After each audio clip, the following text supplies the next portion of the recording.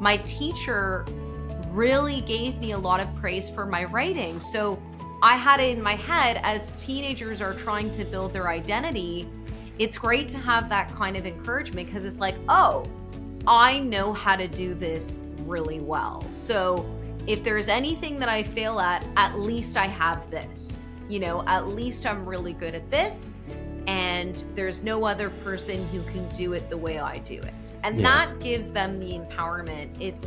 It really combats this notion of competition, where it's like, I don't have to compete with anyone but myself, because they don't have the talents that I have, and I don't have the talents that they have.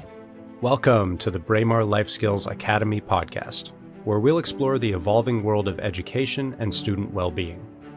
I'm your host, Mike Helsby, and in Season 2, we're focused on personal well-being, self-regulation, and innovative learning strategies for school and everyday life.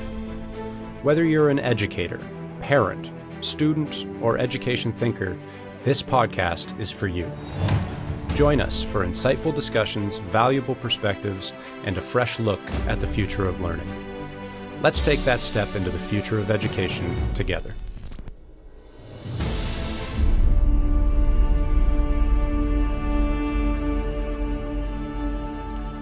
Welcome back to the Braemar Life Skills Academy podcast. I'm your host, Mike Helsby, and I am really excited to be joined for our Season 2 kickoff with one of my favorite educators and indeed favorite guests from the past, Miss Rebecca Bitton.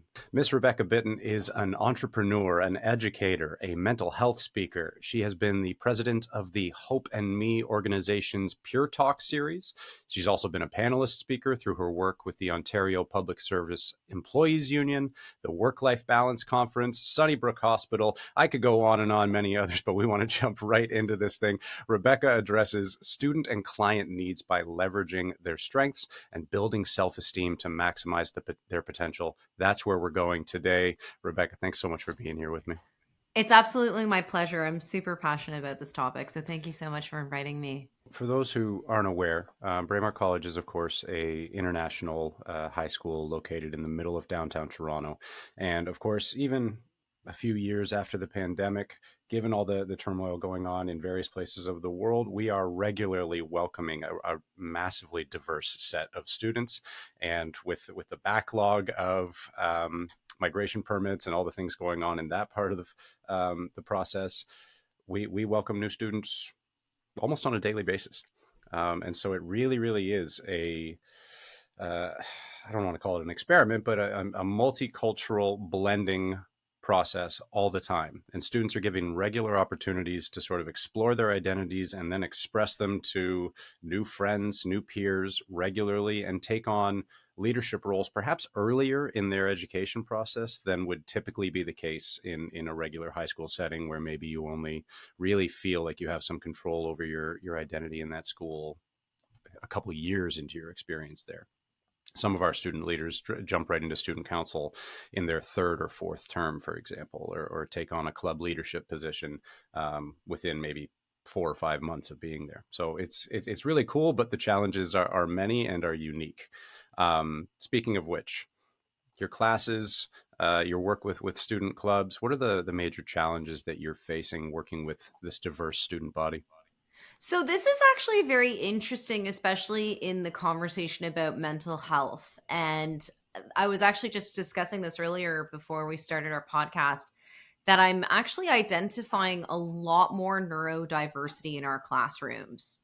I know that it's something that we've talked about. It's been a concept, but now it's real.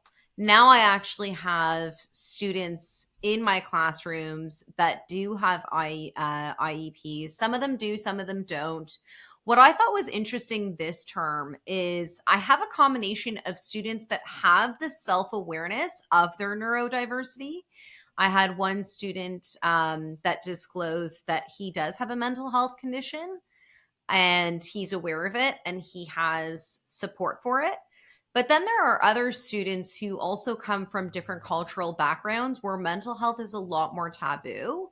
And it's interesting as a teacher because we can identify some of these symptoms, some of these tendencies that could lend their way to thinking that, hey, this student might be having some special needs, or maybe they're neurodiverse in some way. I had a student in my class this term, and I spoke about this student with some of the other teachers, and we all kind of concluded that yes, we think this student might be on the spectrum. But the student comes from a family where and I asked them, like, is there an IEP for this student? And they said, no, no, no. The parents don't think that there's anything, distinguishable about this student, even though as educators, from our own professional experience, we can identify to some degree that this student might be needing different needs than some of our other students. So I thought that that was really interesting, that the neurodiversity is definitely physically here and in our classrooms, and the way in which their families and their culture treat that, and whether invite it and embrace it and provide support, or if it's something that is still being kept taboo and kind of under wraps. So that was an interesting challenge, specifically for myself in this previous term with the students I've had. And I think a challenge that could be echoed in the lives of educators all over the world, certainly all over North America, where there's in the last, I want to say 5 to 10 years, the push for identifying, recognizing, intervening where appropriate, and meeting with, I think, not just appropriate care and concern, but also enthusiasm. These students who are neurodiverse has taken a big, big, big step forward. Um, that's not necessarily the case everywhere in the world. And so we're in I'm going to call it a messy time, sorting out exactly where our priorities lie, what resources are most appropriate to be used in these situations, how to communicate with parents effectively and respectfully about these things while making sure that their students get the care that they need. I know, having spent the better part of my last decade walking the halls of Braemar College, that your classroom is a place that provides an environment wherein those students are going to receive that care, concern, and respect. Can you just talk us through your priorities and your methods and approaches for generating a classroom environment that does just that? Yes, absolutely. I think the big part is, I think that there's a little bit of a duality here. So, on the one hand, I always want to make sure that everybody is really maximizing who they are and they feel like they don't have to necessarily fit in, but that they do belong in their classroom, that they're in this classroom and they're studying this subject because it's something that aligns with their interests and possibly what they want to pursue in their academic or maybe professional future down the line. And so at the same time, I also think that it's very important to have effective socialization. So one thing that I like to do right from the beginning of class and right at the start of the term is I like to break any kind of cliques that are happening. So I noticed, like as I was saying, there was a mixture of existing students and new students. And so I wanted to kind of break those groups that were already established in my classrooms and mix and mingle the students. So I'll intentionally put someone who's very kind of green and new to Braemar, or maybe even just new to Canada in general, and put them with someone else who is a lot more well versed in our school culture and can actually provide that same kind of companionship and mentorship. And I think that that's a really great way of helping to create a classroom where everybody feels like they belong. They don't have to be the same. They don't have to necessarily be similar. They just have to embrace the students for who they are. And in that Braemar College spirit, be the kind of person that makes them feel comfortable. I make sure that everybody gets a chance to work with different people in the classroom so that it just seems like more of a family, in the sense where people are not feeling isolated in my classroom. They have experience working with multiple different people that they may never have known prior to the class. So I think that that's a really important point, is giving the attention and the encouragement for each individual student to kind of rise up with their own skills and their insights and to nurture those individual strengths. But then at the same time, also have the socialization where they get an opportunity to get experience working with different personalities so that there is no estrangement, there is no isolation. Nobody feels like, they're a lone wolf in the class, that Mhm. everybody has experience working with each other. So that there's no, like I say, that kind of estrangement where it's like, we don't know him, so we're not going to talk to him ever Yeah. again. So breaking those barriers and breaking those clique structures is a great way of establishing equality and inclusion.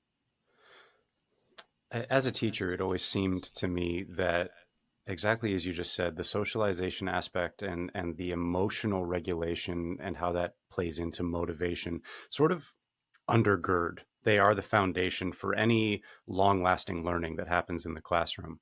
And that if a student is sat next to a person that they don't quite feel familiar with yet, they don't feel a sense of belonging in the same space as them, there's an awareness in our minds. We may not be conscious of it, but that awareness is a distracting force, and it sort of steals away from the quality of any learning that might go on.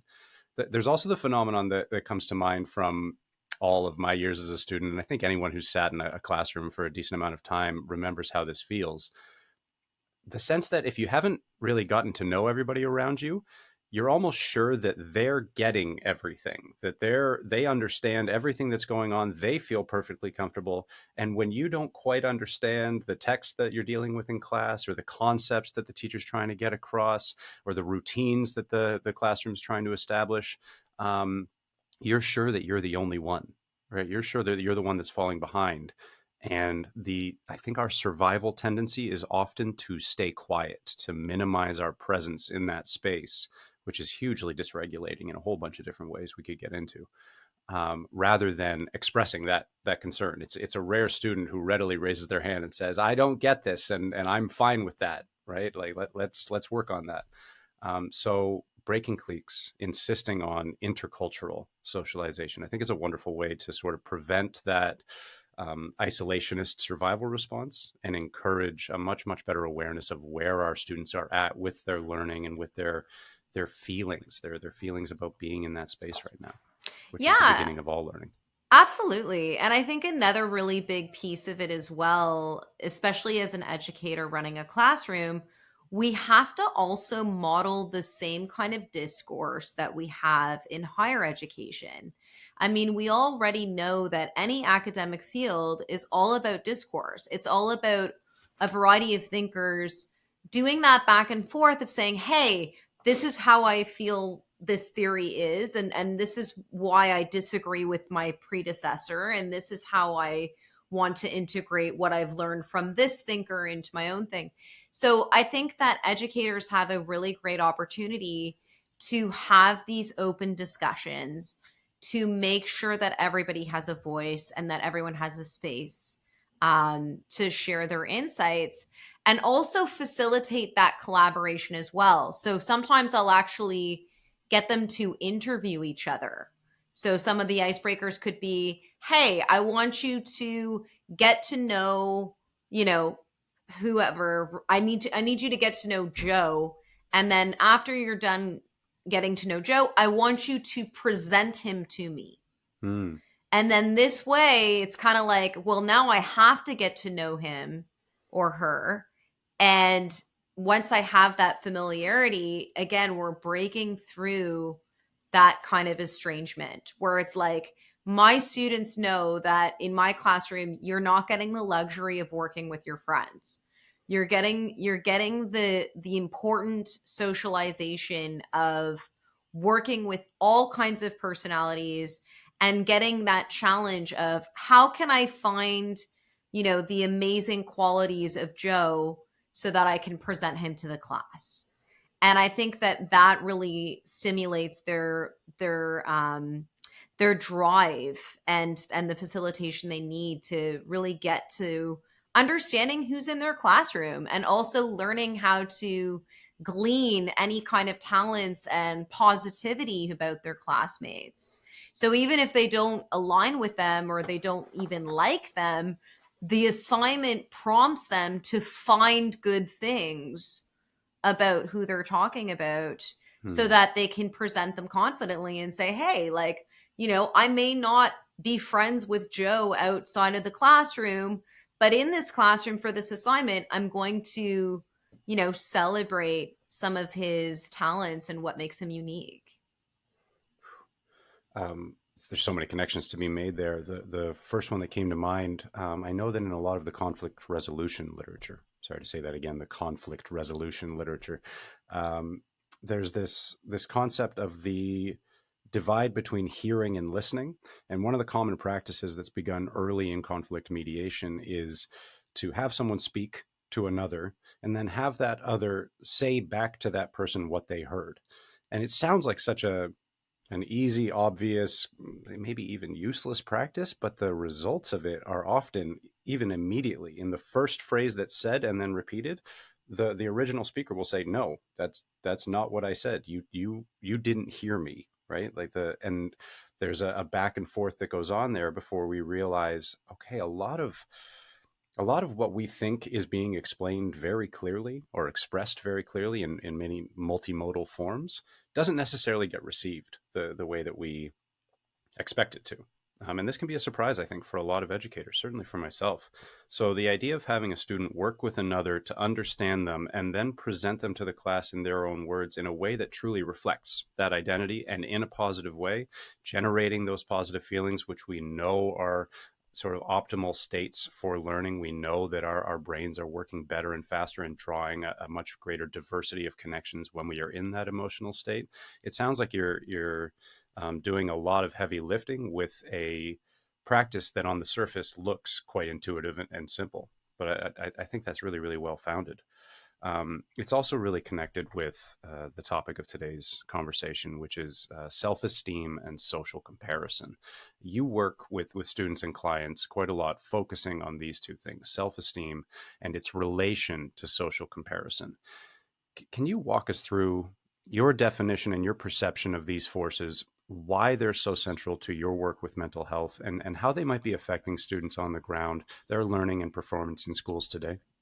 Absolutely. So I'll start with self esteem and then we'll move into social comparison and how that kind Great. of gets added to the mix. But when it comes to self esteem, it really, I almost want to play with the word in a way because it's like, it really is the steam. It really is the power, part of our life force. Whenever we feel very confident or we feel worthy or we feel that there's something that we do that nobody else can do the way that we do it, that fills us with a big life force. So when someone doesn't have self-esteem, it actually doesn't even matter how brilliant they are, how skilled they are. They can be aware of all of their skills and talents. I've met some incredibly brilliant people who had terrible self esteem Hmm. and they just loathe themselves, either because they've got really, really high standards for themselves, or sometimes it's the extreme opposite where they have super low standards for themselves because they just don't believe in themselves. And that's really, it's really central. It's actually at our core. If we don't have any self-esteem, it's like we just don't have it removes us of any power that fuels our motivation. Any initiative that will be fueled will come out of that self-esteem. That self-esteem is really, like I say, it's our light, it's our life force. If we don't have that life force, our motivation is killed off. And then what ends up happening is we start to become very apathetic. And once we get to that place of apathy, all situations that call for direct, intentional, meaningful action are completely washed away, because anyone who's apathetic is not excited to take action because they have this sort of preconceived notion that, well, who cares? Like, what impact is it going to be? I mean, what's the point of this? Right? Yeah. And when I think of my students, that's usually the two extremes when it comes to low self-esteem. Either they have low self-esteem because they're actually very talented and exceptional, and their standards for themselves are a lot bigger than they feel they can meet. Or it's the opposite situation where they don't actually have any experience watching themselves succeed in something, or maybe they're being haunted by previous failures.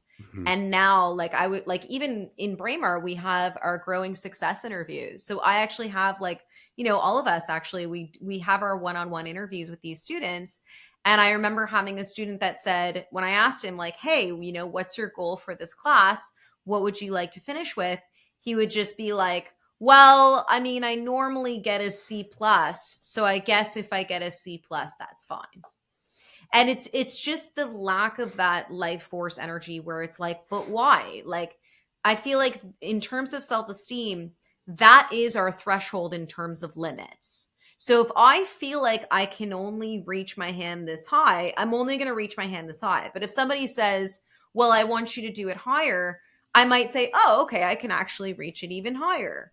But it's all part of our self-belief. I really believe that, and I've seen it even in myself when I was going through my own mental health challenges in my youth. Anytime I thought I couldn't do something, I couldn't. And every time I thought I could do something, I could. There's that famous quote, whether you think you can or you think you can't, you're right. Ah, you And stole it's my quote. I was going true. to come in with that one. But Yeah, it's true, right? I totally mean, is. it really is our life force, our self-esteem, right? So when students or adults don't have self-esteem, they may not feel like they're worthy of success, Hmm. or they're actually creating a glass ceiling that is only internal. It may not even be a limit that exists outside of themselves. They're creating limits on themselves, either Yeah. because they're afraid of failure, or in some cases, they may actually be afraid of success sometimes. I'm so thankful that you identified those two different tracts of what low self esteem can look like. I think of the phrase, do not make the perfect the enemy of the good. But we Hmm. see, especially students, perhaps students with often older siblings who've had some success, or parents with very high expectations, or there's all kinds of reasons they may have these very high standards for themselves, but they often are paralyzed by a sort of perfectionism, by the sense that I'm never going to be able to do as perfectly as I could imagine doing, so why start? And that I would identify as the one track you're describing. And then there's the others who, there's all kinds of reasons in this world why with an education system like ours, you can sort of just be carried through for the first several years of your life. You don't necessarily have to put a whole bunch of volition and agency into your life. If you're going to be driven to school, handed things to do. Either you do them or you don't do them. You do them to a certain standard or not. Either way, you're going to wake up tomorrow and do the same thing over and over again for the next several years of your life. It can feel like you don't have much to do with your own life. And we know that the dopaminergic circuits in our brain are trained on successes, right? They're trained on having done something well and having felt good about it. If we don't have those early experiences, those early encounters with the good feeling of accomplishment, boy, that can spiral into a lifetime of just being pretty sure that, as you said, you don't deserve all the good feelings that you think other people are feeling. You don't deserve anything better than that C minus or C, whatever the grade is. Um, and school becomes kind of an act of hiding, or an act of survival, right? Like just riding, a sort of low wave just to get through it, and then maybe you'll figure something out when you're 20. But I think the circuitry aspect there, the neural circuitry, really needs to be understood and addressed very early on. By educators, like we need these students to start knowing what it feels like to identify a task, plan a strategy, enact that strategy, adapt as a result of monitoring how you're doing, and then be celebrated and be rewarded for that process, right? Whatever the results of it are, because we should be going through those cycles hundreds of thousands of times in our young lives. And we should be building that certainty that if I approach this with the same determination that I've approached previous tasks, I'm going to get where I want to go, and I deserve to be there. One, an educator recently told me one of the simplest strategies that they use. I think it's a beautiful strategy. Insisting and keeping front of mind, insisting on using the word yet with students whenever we talk about their achievement. Right, student didn't quite get the final product that they wanted on that project, and there's a tendency in some students to say, because I can't. Right, we go into these defense mechanistic um, uh, behaviors where we say, well, it's the class is too hard, the other students are too smart, I was never taught this last year, et cetera, et cetera, et cetera.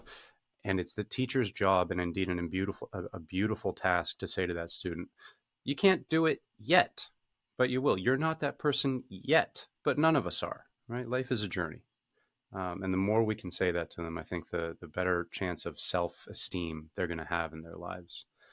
You talked about the Growing Success conferences, and I think wonderfully, students who are able to report and be self-aware enough to say or articulate, I don't think I deserve this, right? This is how I'm feeling on the inside with regard to my self-esteem. But I think we know not all young people are able to um, orient themselves on the spectrum of self-esteem so accurately. And so we need to look for indicators of that, right? I think whether it's as a parent with your own children, whether it's a teacher looking at students in your classroom and in your hallways, or even as a student leader looking at your peers. Rebecca, what can those people be looking for? What indicators of self-esteem and perhaps low self-esteem can we be looking for to begin putting those red flags up and making sure that those students are getting the resources they need to begin that motivational journey, to get that track going? So I think that just drawing off of the two contrasting tracks that we talked about, there's the what I would call the curse of the overachiever. And that's the person who is highly critical, highly self sabotaging in a lot of ways. They can even be almost masochistic in some ways. And I've seen this usually in my very exceptional students. These are students that they show a heightened level of thinking, and they're very big critical thinkers, which actually reflects on their own critical thinking of themselves. So sometimes, and I used to do this myself as well, we cut ourselves into pieces when we're not at a level or at a version of ourselves that we're satisfied. So I would say that for overachieving individuals with low self-esteem, one of the easiest ways to identify it is a chronic dissatisfaction. Mm-hmm. So if you're noticing, and this is not just isolated to students, this is as well with adults, if you're starting to recognize that somehow, no matter what level of success they reach, it's just not good enough. They're not satisfied. I've had students where I would give them an A minus and they'll be like, oh, I failed. Why didn't I get the A plus? Or why Yeah. didn't I got a B plus? What did I do wrong? And I would always say, well, it's actually not that you did anything wrong. It's just that I need a little bit more than what you gave me. It's not a reflection on your capacity to do better work. It's about how much did you contribute? And I think that the low self-esteem is the self-sabotager, where it's like they could have given me more, but they may not have been, like you said, have that certainty of the result. And I think that that's actually the biggest issue, is that the students are becoming too fixated on their results Mm. and not on their process. I can always tell someone who has good self-esteem when you notice that they're enjoying the process of learning. If they're actually enjoying the experience of learning something new, you can tell that they've got good self-esteem, because they're not really thinking about, am I going to succeed or fail? They're just happy that they're growing, and they're just happy to be growing. And I think that's really cool, the notion of yet, because what we're really doing in that sense is we're instilling a different kind of mindset, where it's not an all or nothing feeling where you have that students where like, oh, I failed it because I didn't get a 95% and I need to have a 95% for this university. So anything lower than that is garbage. And Yeah. they just toss it right out because it's just not all, right? It's not all of it. So if it's not all of it, it's none of it. Yeah. There's that very, very sharp, what's the word? It's very inflexible. It's very fixed. So I like the example that you mentioned with the yet situation is that we want to instill a growth mindset as opposed to a fixed mindset, which I love the idea of it being yet, because it's like, if I feel confident in self and I have a good self-esteem that maybe I don't know this material, but I'm confident in my capacity to learn, so I'm present and engaged in that learning. You usually tell, like I said, it's a life force energy. So if you see that on the other side of the spectrum, you've got somebody who's very apathetic and very kind of lethargic in the classroom, or just doesn't see any value in this at all and is more like, I just want my grade. That's really all I'm here for. I had students last year, or rather last term, they didn't show up to my class at all. And then Right. they thought that at the end of the term, they can just dump me with a bunch of assignments.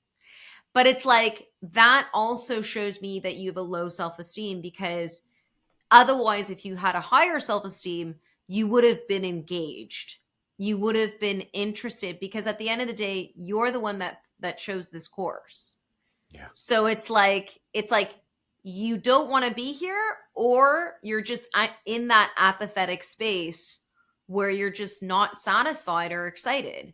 So there either is that chronic dissatisfaction on both extremes, where it's like, I'm not happy about myself, so I can't really be happy with any outcome Yeah. unless it's like exactly what I expect. So there is that inflexibility, there is that chronic dissatisfaction, there is that apathy, and also just being absent. Like, I think that that's also part of being too attached to the outcome and too attached to comparing ourselves, is that we're not enjoying the journey. We're not actually investing ourselves in the process to get to where we want to go. We're too extreme about the actual receipt of that outcome. So this is what can cause a lot of self-sabotaging behavior and apathy and lack of motivation as well. It's sad to say, but when you're talking about the second case there with the folks who feel so disconnected from the process of learning, from the classroom, from their peers, that they don't, if you ask them, like, what do you deserve? I don't know that they'd be able to tell you.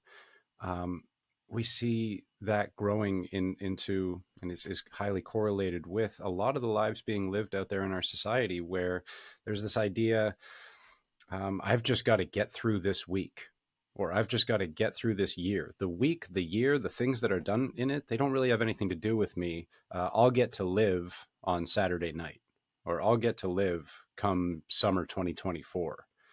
For the time being, I'll let the tide take me where it goes, because I guess if they were, put to the question, I guess I don't deserve anything more than that, right? Or that hope for that one moment in the future gleaming in the sun is the only thing that I can hope for, because it's the only thing I've had while I've been in school. I had weekends with my friends. The rest of it was kind of gray, right? It was kind of just the buzzy sounding, just going through. Um, but fortunately, you mentioned the great Dr. Carol Dweck and the idea of growth mindset versus the fixed mindset that says I'm either smart or not, and I'm either going to be an achiever or not. No, we know for a fact, we know for a scientific fact that that's not the case. That's not how humans work. And whatever situation you're in right now, you can be helped into a growth mindset. So my final question for you today is, what can we do? What are some strategies now that we've identified what low self-esteem looks like in our class? We know that comparison is the thief of joy, and for better or worse, our society and our school systems are set up for an awful lot of comparison.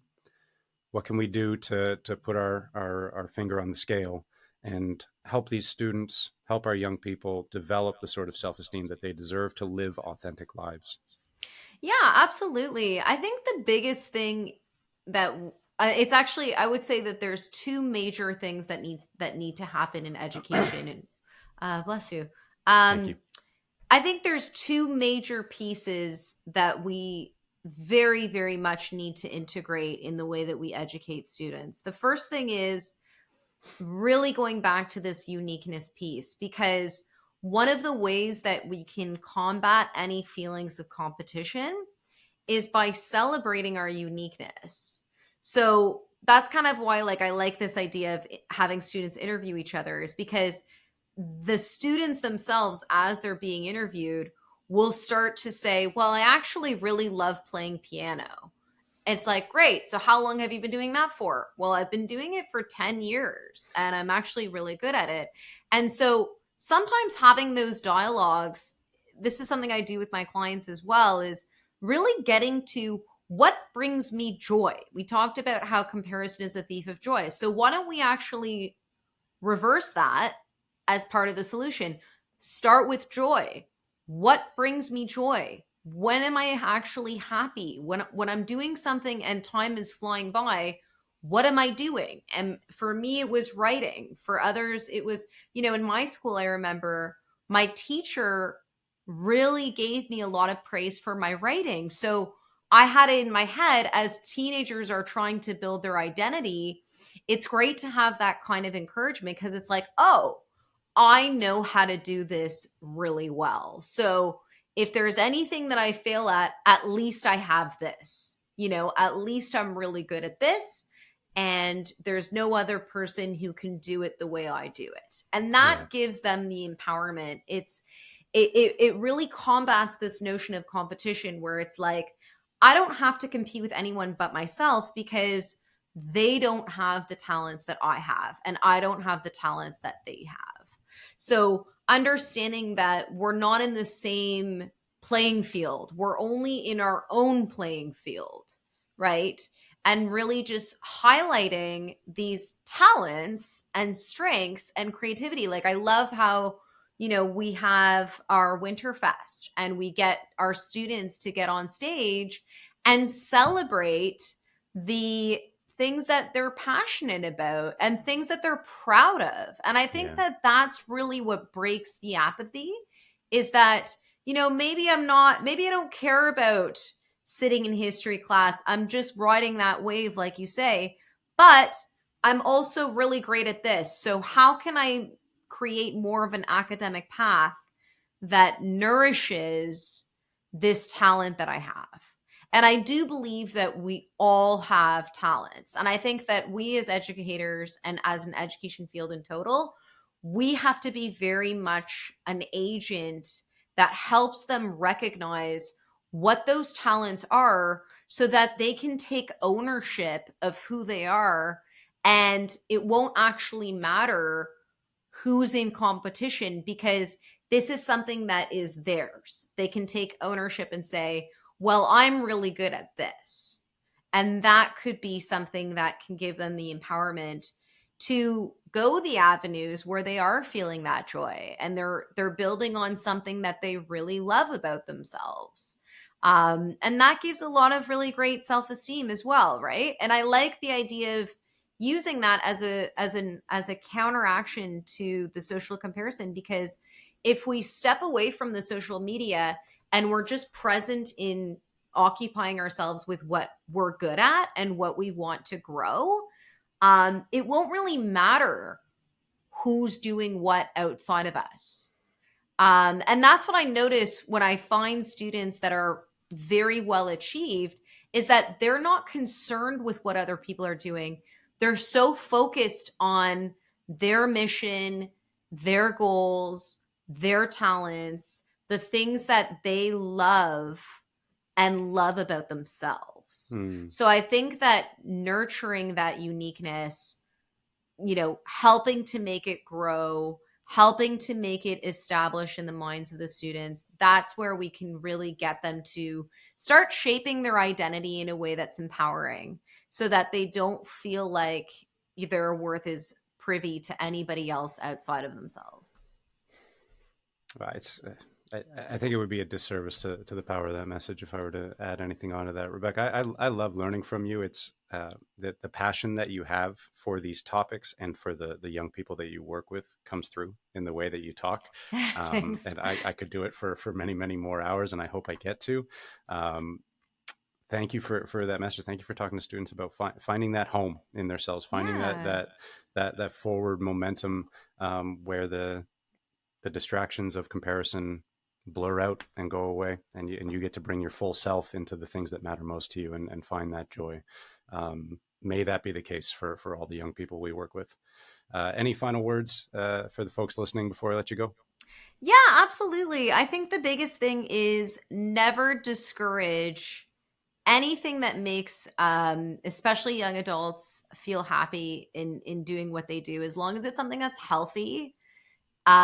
Don't discourage them. Don't start telling the future and saying, well, this isn't going to make you any money or anything like that, because the outcome isn't as worthy as what it's going to do for their empowerment and self-esteem. And at the end of the day, if they have empowerment and self-esteem, they're probably going to venture out and enjoy different talents as well.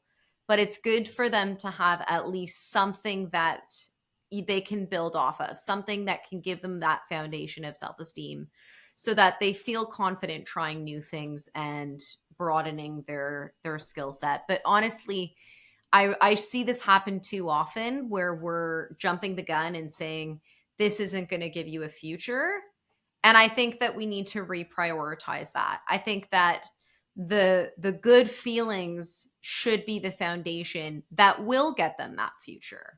Maybe not with what they're doing right now, but maybe the confidence they get from what they're doing right now will open them up to other areas of life as well.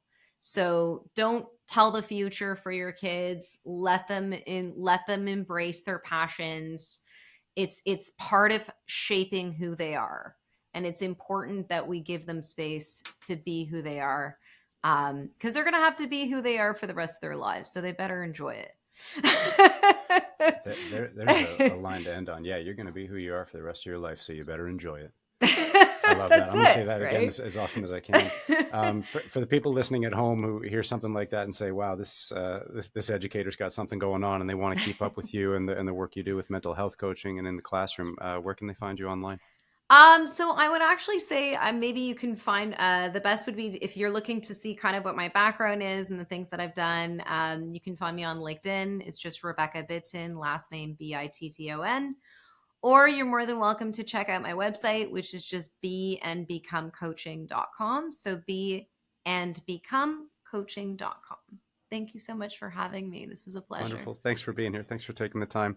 This is Mike Helsby signing off from the Braemar Life Skills Academy. Looking forward to many conversations like this in the future.